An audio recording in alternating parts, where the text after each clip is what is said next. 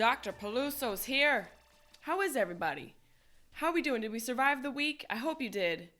We're going to get into some questions from you guys. Dr. Peluso's here to give you unfiltered advice. Board uncertified Dr. Peluso's here. See, you guys, I'm a real doctor.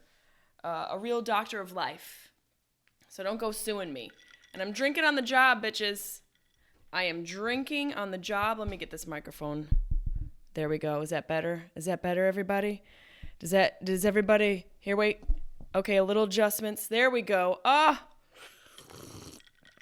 We've got a lot of questions to get to. It is a Sunday. I was like, you know what? Let me do a little bit of Dr. Peluso on a Sunday for these motherfuckers to get them ready for the week. So you're listening to this. It should be Monday for you. So we're going to start the week off right with some... with some real great advice. So let's get started. Let's dig into it. Let's see what these people have to ask me. And if you guys want some advice, you can go to my Instagram story every Monday, pretty much Monday through Tuesday, early morning, afternoon. I have Dr. Peluso on my Instagram story, and this is the runoff of that, the questions that I couldn't get to on my Instagram page. So you can answer them. You can get them answered on my Instagram, or you can listen to the podcast the following week and get some more fucking advice from me. Why should I give you advice? Why should you take my advice? You don't have to. But I've been through a lot of shit. So it might behoove you to listen to me, or you can tell me to fuck off. Either way, I'm going to do it. You know? Either way, I'm going to give advice because it's one of the things that I love to do besides smoke marijuana, watch movies, go for walks, microdose on shrooms, eat pizza, eat mac and cheese, eat fruits and smoothies. It's one of the things that I enjoy. And tequila. You're going to tell me that your real doctor who spent 15 years in college doesn't drink on the job? Okay. Good luck, Cheryl. Let's get into it. Brian Batchelor. Why am I so tall? What is that a complaint? Brian, come on. For most women, that's like a prerequisite. We love when you're tall because that to us indicates that we're going to have tall babies. And throughout history and in the world, the natural world, tallness is somewhat of a, not a defense mechanism, but a survival mechanism. I would think if you're taller, you could better survive the streets. You're more well equipped to handle getting fruits from high above. What if a cat gets stuck in a tree? Brian, don't complain. I think you're ahead of the game. You're ahead of the curve. You're ahead of the game. You're on top of the hill. Don't fucking complain. You're a tall guy. You know, what could be worse? Being short, I'll tell you that much. I'll tell you one thing you won't hear from a woman. You know what's so hot about him? He's short. Sorry. Not from this woman. I like a tall fella. I like him tall. The fake Maddyman just says farts, ? Yeah, what's up with farts? Farts are funny. Farts will always be funny. And it doesn't matter what age you are, if you're 3 or 93, farts are funny. And when in doubt, use a fart.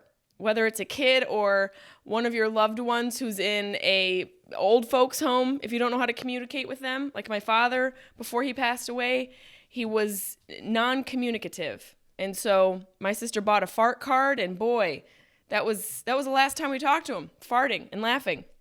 Farts are great. Necessary part of life, necessary part of growth and communication. Farts all day. Farts all day long. The fake Maddyman. I don't know how to say that last word, but we'll try. Outdoors man, I get it. Is it okay to suplex your significant other if you're losing an argument? Well, in the fairest of worlds, yes.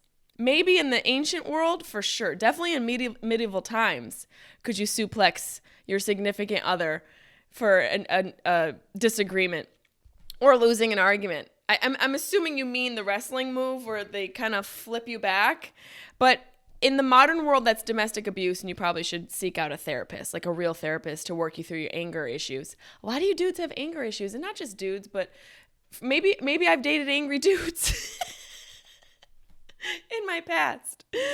And I think the anger, I don't even think that you're angry. I think the anger is a byproduct of your inability to find a way to communicate. Think about a kid who can't communicate, and think about how frustrating it is for somebody who's lost the ability to speak to communicate. It's got to be frustrating. And I think a lot of you dudes are angry because you lack the necessary tools to feel comfortable to learn how to communicate. And one way you can do it is through therapy. It's not a bitch ass thing. And the word therapy is a huge umbrella with many, many facets underneath it. There's so many types of therapy that you can find that work for you. So don't think and don't get your mind stuck in this hetero mindset of, oh, therapy's for bitches. It's for everybody. And everybody's fucked up. We're all going to be okay, but you're going to be much better if you talk it out, especially for the dudes who've been raised in this heterosexual bro society where, when a boy cries, we say, don't cry. Why not say, tell me what's going on? When a boy cries, we're like, oh, don't cry. Well, let him cry. He's fucking upset. Instead of telling your son not to cry, why don't you ask him why he's crying? Just a thought, because the more they tuck down their emotions, the more they want to suplex their significant other when they can't figure out how to communicate. Okay? So, outdoorsmen, I would seek out some therapy. Blakey Sherman 455465 Does Chaplin and Bunny have matching mini sombrero hats? No, I don't. I probably should put outfits on my dogs more, but I don't. I don't do that. I feel like I bombard them enough just putting them on social media that putting them in outfits, now that I'm saying it out loud, I really should put them in more outfits. Coming your way, Blakey Sherms. I'm going to start putting my dogs in outfits. I'm not that bitch, but you know what? Quarantine just might make me that bitch. Chenders, she's been on this before. She's definitely inquired about some help and advice. How do you get out of a relationship you know is toxic but keep getting back into? Oh my God. Chenders. The most toxic relationship you have is with yourself. By allowing yourself to get back into that cycle. How do you get out of a relationship you know is toxic but keep going back to? Chenders, come on. It's you. The most toxic relationship you have is with yourself. You've got to do some excavation. I have been in toxic relationships. And the way I got out of it was a restraining order, bitch. I don't know if it's gotten that deep or that thick yet, but you really need to ask yourself, why am I going into this relationship? And I guarantee you 9 times out of 10, you're going to say because you don't love yourself enough. And you might not even say that because you might not realize that's what the cause is, but I guarantee somebody who is secure with who they are, who loves themselves, who feels good about what they're doing is not in a relationship like this. And this is the relationship you think you deserve. So ask yourself, what do you want? And what do you deserve? And I'm going to tell you right now, you don't deserve a toxic relationship. Okay? So you need to move on, get rid of that toxicity, and see how far you fly, bitch. And this goes for men and women. Stop dating toxic people. Stop dating people who weigh you down. Stop dating fixer-uppers. Stop dating people who don't make you want to evolve, who don't make you want to produce, who don't make you want to be creative. Enough, bitch. Enough is enough. Whitney would probably still be alive. Come on. Get off of that emotional crack pipe. Get on to a new life, a healthier life, a life 200 pounds lighter. Get rid of that toxic dude and move the fuck on. When you're 80, you're going to look back at the time you spent and you think you're going to be happy about the years you spent with somebody who was toxic? Get the fuck out of here. Good luck, Chenders. Naderade 889. Would you ride in an autonomous vehicle? I don't know. But then I'm in LA on the 405 and I think I might trust a robot more than I trust these influencers in their car Instagramming and FaceTiming and chatting and texting. I might trust a robot more than these 22-year-olds who are working swing shifts at Chili's so that they can get their auditions in. I don't trust these motherfuckers out here in this town. This town is too self-involved. There's too many inflated egos with not enough therapy and self-work to make it all balanced. There's just a bunch of motherfuckers out there with licenses driving fast as hell and not a care in the world because the world revolves around them. So yeah, bring on the fucking robot cars. I'm here for it. Random dose. Do big balls turn the ladies on or off? Man, you know, it's a strange thing. It really is a strange thing. They're big nuts are terrifying. Big big testicles are terrifying. I'll tell you who has the scariest but also most alluring testicles that almost the whole world saw was Joey Coco Diaz. He pulled his nuts out, and those things were glorious. They were They definitely showed a large a couple large satchels, and very heavy. Those were not carry-ons. But to your question of are they attractive or not, you know, it's a tough one. I'm going to have to say, for me, I like a nice compact carry-on, like a nice little small weekender. You know, maybe even an overnight bag. I'm not looking for like someone who's going cross country or someone who's doing like a backpack around the country or countries. I'm looking for somebody who's just doing a day trip to Santa Cruz. You know, I'm not looking for somebody who's backpacking across Europe, if that answers your question. But I do know there is some science to the size of testicles and competition within the environment that the males are in. So that will correlate with the size of your nuts correlates with the amount of competition you have in your environment. So check your nut size, fellas. You might need to get rid of some of your friends or bring some more in.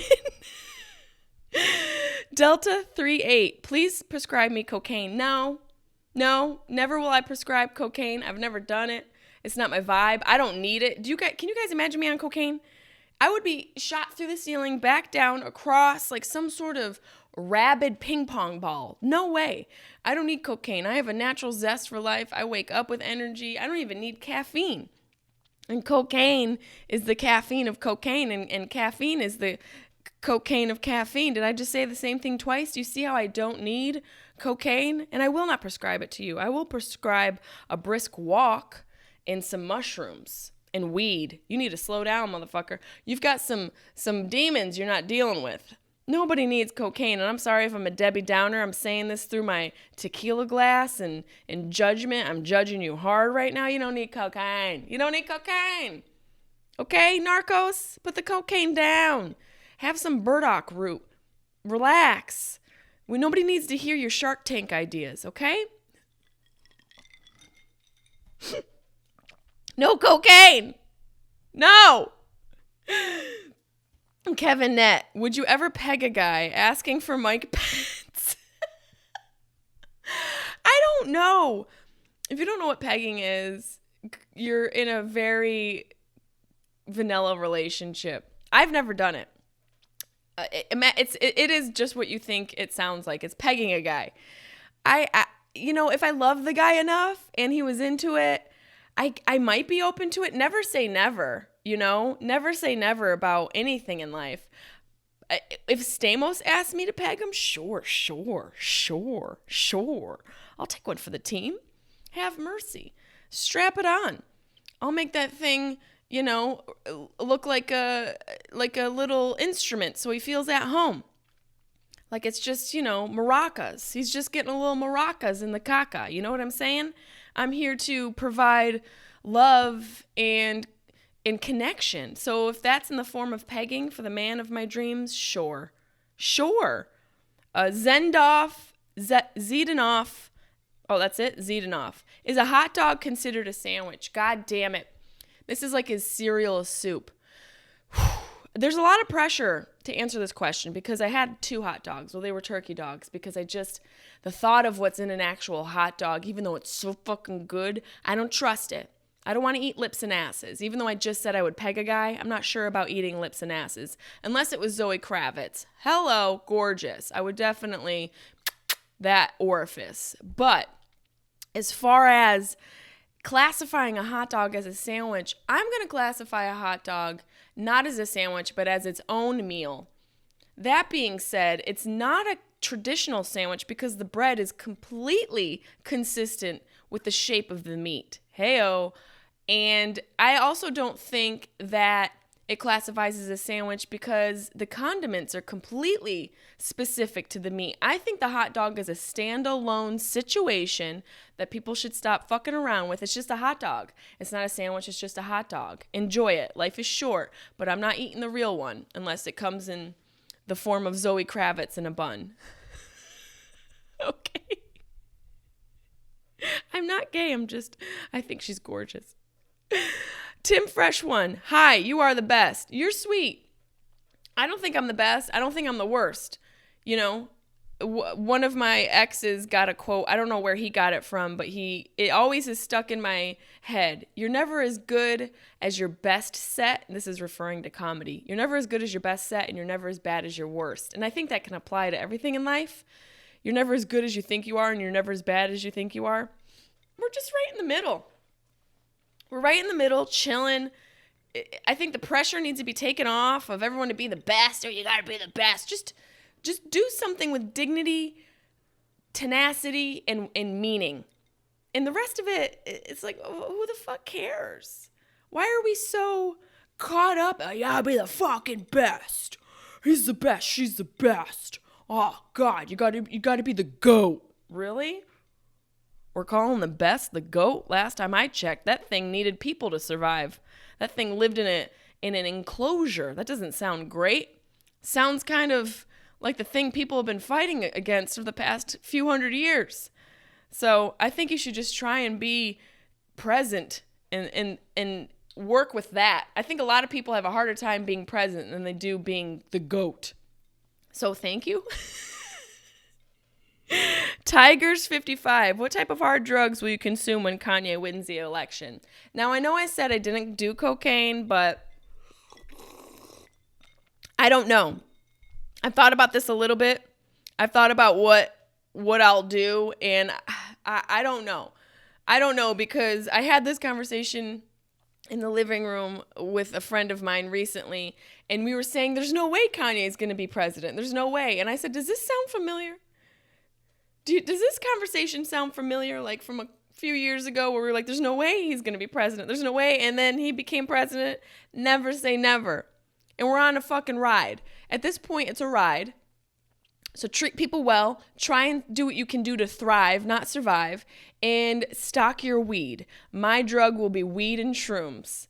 I will just pop some shrooms and watch the shit show evolve and unfold like it's something on Netflix.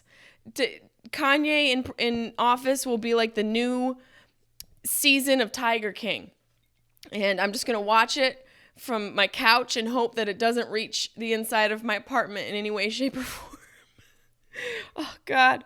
What's happening? Julia Roslin, Dr. OG Love. Would you do Stamos even if it meant going full Rona?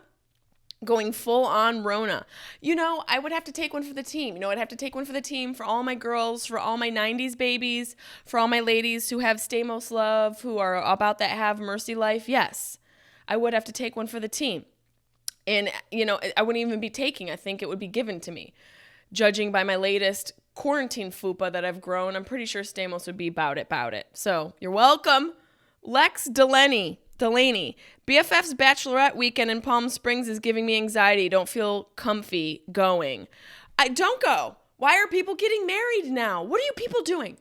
What are you doing? Is your marriage that important? Do you need to do it that fast? Have you guys checked the divorce rate?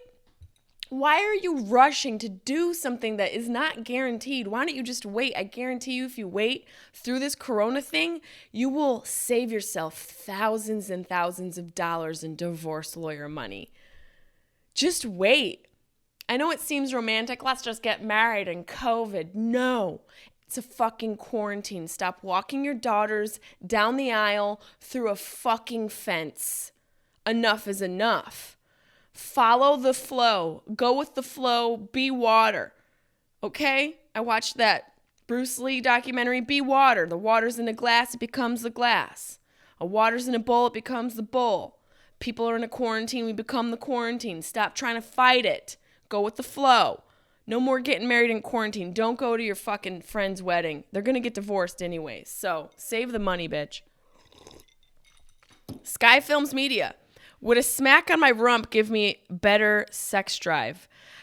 Wow, there's a lot to unpack there.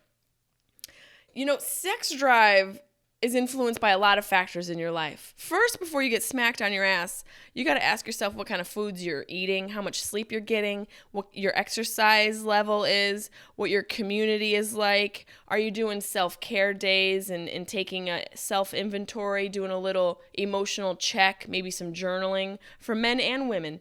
This is a unisexual technique to help keep yourself balanced, especially when it comes to sex drive. There's so many factors that influence your sex drive that have nothing to do with sex. So I would check those first before you're getting smacked in the ass, because by the time you get all those checked, the smack in the ass will just be the icing on the cake. So enjoy it. Pamorales 87. Have you ever found brown streaks in the sheets after hooking up with someone? Oh my God. No. Oh God. This gives me such anxiety. Oh, gross. I've heard so many horror stories from my guy friends about doing it in the booty and a little, ice cream souffle happening afterwards. This has never happened to me, but man, that's why you need to have shit sheets. There's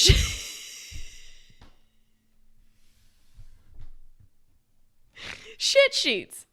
For those who like doing it in the butt and not worrying about having to explain themselves. Shit sheets. Covering up your butt sex since 2020.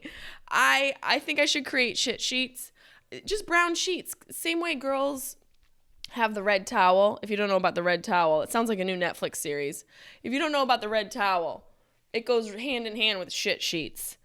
The red towel is what girls use when they're on their period to avoid bleeding into their sheets. So if you're going to, do the duty in the booty, get shit sheets, brown sheets. Maybe it's a little big of a commitment to put brown sheets on your bed. You could just get a brown towel, but, I like to mix it up. I like to have an array of bedding accoutrements. So good luck. Good luck. And also maybe do a little enema before you put it in your butt. Randy402, how are you? If you could only eat one thing for the rest of your life, would it be pizza and dick? Dick on pizza? Pizza. Definitely pizza. Maybe macaroni and cheese. But burritos are really good too. Tacos? Pizza. I would have to say pizza. I love pizza. It's such a classic. It's got everything. A little bit of bread, a little bit of sauce, a little bit of cheese, a little bit of crunch, a little bit of gooiness, some oil. You can put fun stuff on it. You can put anything you want on it except for pineapple, because that's for serial killers. So yes, pizza. Scotty 324, what's a male queef? I mean, someone took time to ask this question. And it's a really good question. I don't think men can queef. Do noises come out of your dick holes? I've been stumped as a doctor. Unless your dick burps, I don't think a guy can queef. Because it's basically a coochie burp for a woman. Queefs happen. I knew a girl when I was growing up, hey Amy, who could queef on demand. I know it sounds like a new show on Hulu, but it's not. It's a coochie. Right out of her coochie hole. I don't think males can queef. Please let me know. Reach out to me, Jessimae Peluso Comedy at gmail.com. Can men queef? Move over, Barbara Walters. Move over, Babs. Move over, Barbara Walters. There's a new interviewer in town. This is 2020, the shit year. We're asking the tough questions. Can men queef? Coming to you at 5. Please let me know. TJ Sparks 2. In your professional opinion, how many milligrams should I eat before going to my in-laws? Zoots, magoots, motherfucker. Blast off to Andromeda. Everyone always tries to correct me. The next galaxy, Andromeda. Blast off. Hit up Dr. Peluso. I'll give you a prescription. It should be something that shoots you to the moon. Candy Kush is a really good strain. It's a fun one, but you should definitely medicate before you go see your in-laws. See, that should be something that doctors could prescribe. Like, you know how your neck hurts and you can get some good painkillers. Oh, I'm going to go see my in-laws. Like emotional painkillers, marijuana, killing your emotional pain since the beginning of time. Love and lipstick. Hey, girl. Want to switch careers, but no clue what I want to do. Suggestions on how to figure it out. I would say start with what brings you joy and what you're naturally good at. For me, besides comedy, something I've never really embarked on are music and art. And I can kind of paint, and I am very intrigued by music. So go by things that intrigue you and that you naturally are inclined to. I think it's a good place to start because we realize that in this world, we can't prepare, and making money, while it's very important to survive, shouldn't be the goal, because if your mental health isn't level, the money won't fucking matter. There won't be enough money in the world to keep you balanced. But if you have a purpose and your purpose drives your career, which usually it does, my purpose is to connect with people, to help people heal, to make people feel less alone. Comedy kind of goes hand in hand with that, podcasting, and I feel like I'm helping. I feel like I have a cause and a purpose to people in society and my friends and my fans. If you can combine those two things with something that you're naturally inclined or have a natural skill with, you'll be fine in your career and your life. So good luck.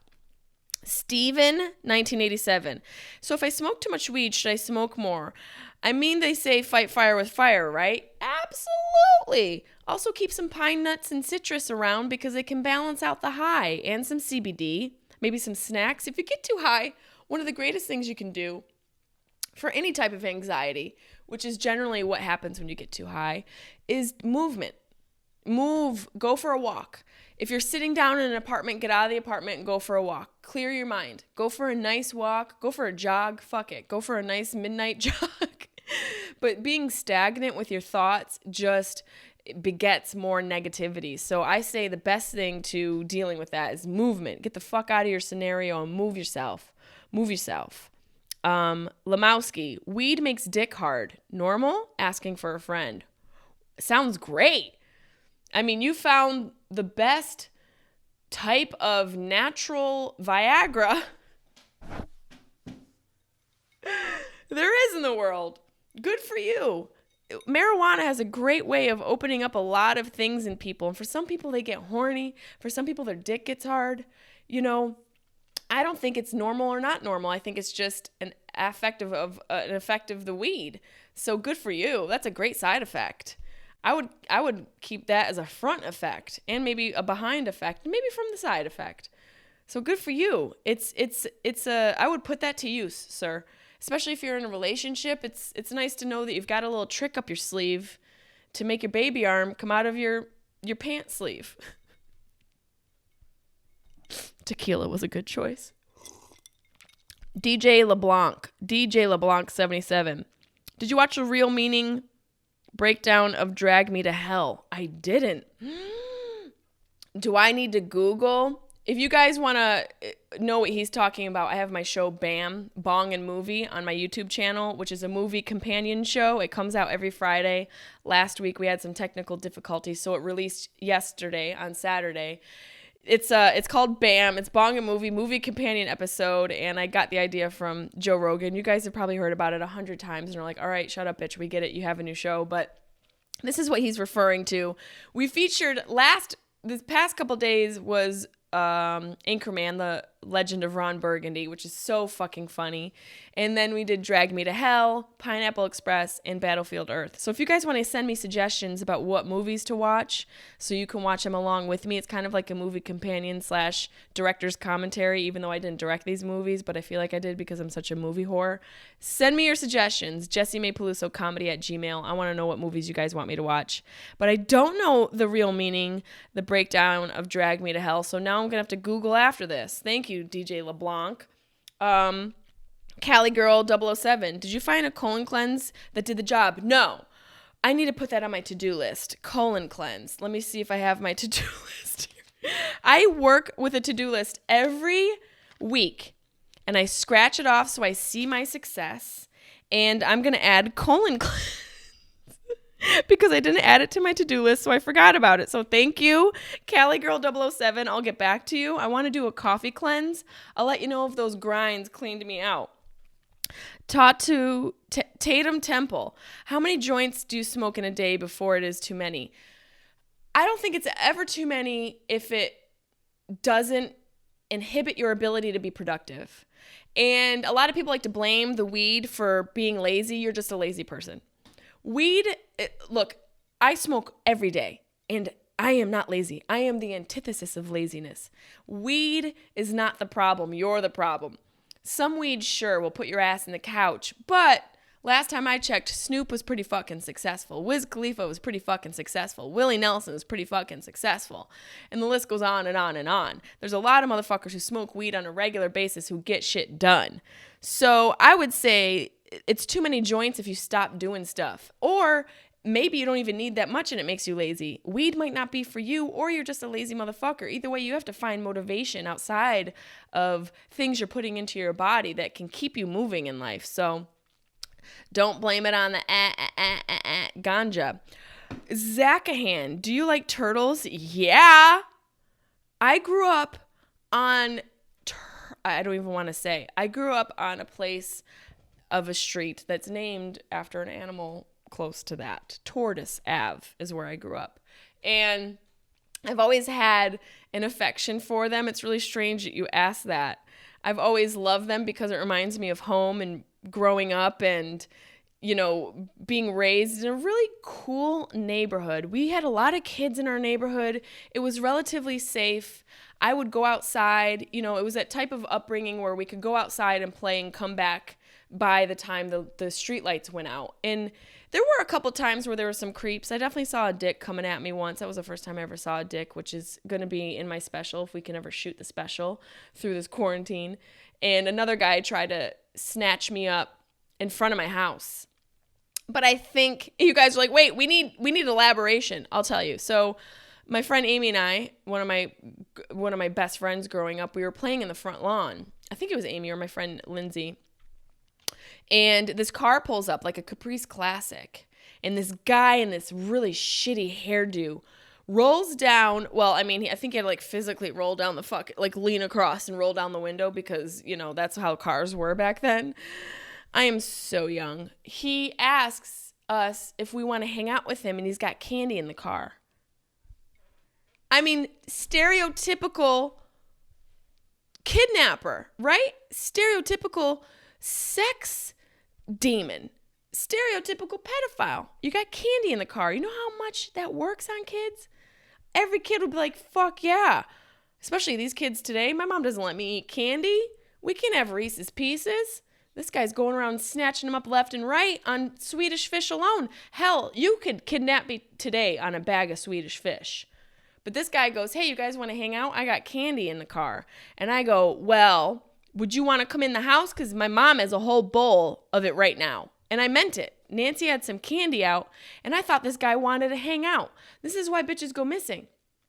This is why it's important as a parent to stop coddling your daughters and start coddling your sons and toughening up your daughters. Because the way evolution works and the way, you know, species work and genders, for the most part, women tend to be physically a little bit weaker than men, for the most part. There's a few exceptions to the rule. There's a lot of amazing Olympian athletes and women who work out and men who are also equally just slippery little eels. You know, the faux feminist guys who are vegans and they're skinny and they're weak. There's exceptions to the rule. That's why it's important when you're raising your daughter. Make her tough. Make her smart. My parents made me smart. And I wasn't even trying to be smart. I just wasn't easily abductable. I was like, oh, you got candy in the car? You want to come hang out? Because we got it in the house, bro. And he took off. And you know, I just never got abducted. I think because I was too much of a smart ass to even go with the flow. I don't care you got Swedish Fish in the car, Carl. My mom's got fruit roll-ups by the family size.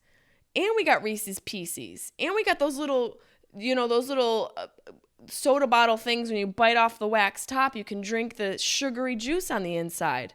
That's not even a dick innuendo, Carl, because I know it's what you're trying to get, you weirdo. And this is why it's more important to love your children. It's a full vicious circle. So I hope I answered your question. There was one question I really wanted to get to. C-Tat Heart. She says, alts tips, please. My papa is getting worse and it was just hospitalized. I'm so sad. Here's the thing about Alzheimer's. It's so brutal. One, you have to mourn them while they're alive because you lose pieces of them every day. You lose aspects of them every day, and there's nothing you can do. There's no miracle pill. There's no miracle cure. There's no cure. It is a disease that is unknown to us in so many ways because the areas of the mind usually are a mystery until a posthumous autopsy or grafts or testing can be done. So it's such a mystery to people, this disease. There's so many theories about it, and the best thing you can do is like C-Tat Heart is to reach out to people who've dealt with it. My father passed away from it 2 years ago, and the one thing that I wish I was privy to before we were dealing with his diagnosis was knowing that his outburst, his angry outbursts, had nothing to do with me. It's so hard to not take it personally, but their personality changes because parts of their brain are dying, and their brain is incapable of creating new connections. The connections that are existent are blocked by the beta amyloids, the tau tangles, the beta amyloid plaques that build up and the tau tangles that build up as a result. And all of that sort of tangling and buildup causes them to have limited synapses firing off, which causes functions and motor functions and memories to break down, never to return because there isn't a cure right now. And one of the effects of dementia and Alzheimer's being the leading cause of dementia, is to know that their mood changes and their mood swings don't have to do with you, to try not to take that personally. Anytime your loved one who's diagnosed with a disease like this, a neurodegenerative disease, where their mood changes or their personality changes, it's imperative for you to remind yourself that this is the disease talking. My dad got angry at me a bunch of times, and it was so hurtful because that was my guy. That was my best fucking friend. And to have him scream at me and yell at me and tell me he didn't want to see me and tell me to fuck off, which I dealt with, I had to remind myself, this is not my dad. This is the disease. And maybe in some way it's my dad trying to communicate the only way he can. Like what we were talking about before with anger and the inability to communicate your emotions. Maybe that's what's going on with Alzheimer's patients. Maybe they're communicating the only way they can because there is some part of them that survives. And that's the other tip, is that part of them survives. While you're losing so much of them, just know that part of them survives. And it may take a unique and creative approach to try and draw that out, but like as simple and silly as it sounds, a fart card really helped me reconnect with my dad in those last 2 weeks because he wasn't able to verbalize, he wasn't able to maintain eye contact or to communicate or to hold any sort of sustainable relationship or conversation. That the fart card making him laugh made me realize that he's still in there. Your loved one is still in there. They're not lost. All is not lost. Most of it is. And that's some tough love. Most of them is gone, never to be regained in this physical life again. But you have tools to bring back parts of them. You have tools that can reintroduce pieces of their memory to the conversation. You have tools you can use to sort of help them feel calm. And the tools that I found work the best are music. Music has been found through different studies and trials to activate almost all parts of the brain, especially when music is being played. So if you have a loved one who is or was affluent in music and had a musicality about them, they could play instruments or guitar or piano, even though they have Alzheimer's, for some reason, they can retain that ability. And when they're playing music, almost every part of the brain is activated. And it is a great way for you to open a window to their soul during this brutal disease. So play music, have them play music from their youth. It tends to introduce more memories for some reason. I think, like I know you guys probably can remember songs from when you were in high school and in your early 20s, and you remember these lyrics and you haven't heard them for years. So think of that with your parents and your grandparents, the music they were listening to in their era. Find their favorite songs. My dad sang to Sinatra very late when he was passing. That was something he retained. So music is really important. Also, look, if you're in a legal state, if you can get them CBD, if you can get them marijuana, microdose them. I don't give a fuck what anyone says, okay? I saw it work for my father. Just make sure you go very, very low and slow. I saw CBD relax my father the only time in his 2 weeks of him passing. It took him, a couple weeks for his systems to shut down, and he was very uncomfortable. If you're somebody who unfortunately had to watch somebody pass away, especially an older person, they're very tight, and there's this discomfort level. I snuck some CBD into his hospice, gave it to him, and my sister and I literally saw him decompress. His scowl went away, his shoulders relaxed, he started to have a more consistent level breathing about him. So do what you can to do your research about CBD and THC and educate yourself as soon as possible about microdosing. You don't want to overdose them. You don't want to zoot them out. You want to go low and slow. But I firsthand witnessed the effects of CBD on my dad. The other thing that I will tell you is that that love prevails. As simple as that sounds, as woo-woo as that sounds, you had a relationship and you have a relationship with them. And while it's very difficult to watch them slip away, do what you can to hang on to what you two shared, whether it's through music, whether it's through farts, whether it's through food, whatever you can do to sort of remind yourself and them that you're still there, that you still care. Rub their feet. It's amazing when you do small gestures for somebody you love, how much that can change your life. My dad during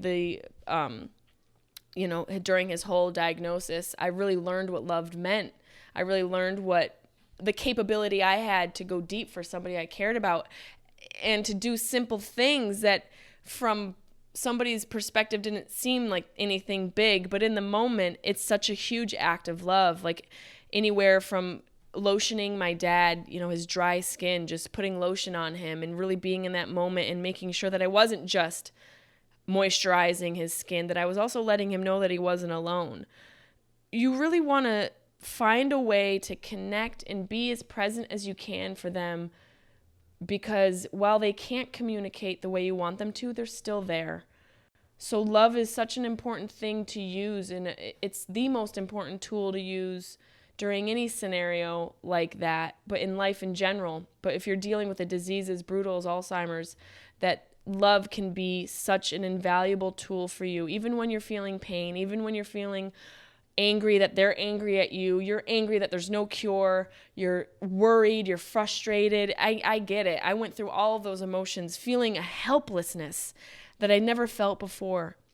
But knowing that I could find ways to communicate with my dad and let him know that I loved him, whether it be an embrace on his cheek, lotioning his hands, or laughing with him, that kept me going. So I hope that can keep you going.